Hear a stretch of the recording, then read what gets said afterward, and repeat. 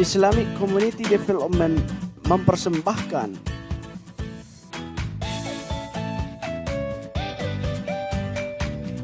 jangan lupa subscribe ya, like, comment, and share. Assalamualaikum warahmatullahi wabarakatuh. Jumpa lagi bersama saya di dalam channel ini. Kali ini kita akan mengulas pemikiran Prof. Kunto Wijoyo tentang demistifikasi Islam. Gagasan ini adalah serangkaian pemikiran Prof. Kunto Wijoyo untuk mendorong akademisi muslim bersama-sama menyukseskan gerakan ilmuisasi Islam. Gagasan demistifikasi Islam dapat ditemukan di dalam karya Prof. Kunto Wijoyo, Islam sebagai Ilmu. Gagasan demistifikasi Islam ini diawali dengan pernyataan bahwa seringkali orang mencampur adukkan antara kebenaran dengan kemajuan. Menurut Prof. Kunto Wijoyo, agama Islam berisi kebenaran-kebenaran yang kebenaran tidak pernah bertambah dan tidak pernah berkurang. Sementara kemajuan yang dicapai oleh umat Islam itu bisa saja kemajuan itu bertambah lebih maju dari sebelumnya, dan bisa saja kemajuan itu mengalami penurunan atau masa kemunduran dalam sebuah peradaban. Menurut Prof. Kunto Wijoyo, paling tidak ada 5 mistik di dalam Islam. Yang pertama adalah mistik metafisik, yang kedua mistik sosial, yang ketiga mistik etis, yang keempat mistik penalaran, yang kelima mistik kenyataan. Dalam hal mistik metafisik ini berkaitan dengan hal-hal gaib, terutama ketuhanan. Maka mistik dalam hal ini artinya adalah transendental.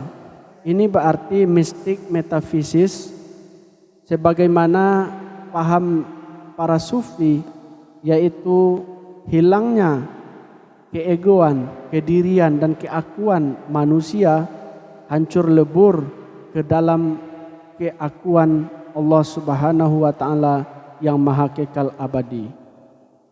Kemudian yang kedua, mistik sosial artinya adalah hilangnya kepentingan pribadi, hancur lebur ke dalam kepentingan bersama, kepentingan sosial, kepentingan bermasyarakat. Yang ketiga, mistik etis artinya hilangnya semangat manusia dalam menghadapi nasib yang dialaminya.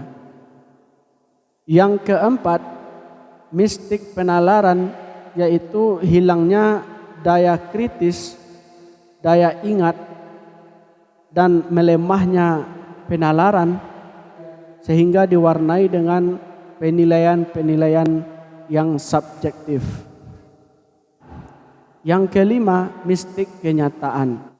Mistik kenyataan artinya hilangnya agama dari kehidupan nyata umat Islam, khususnya dan manusia pada umumnya.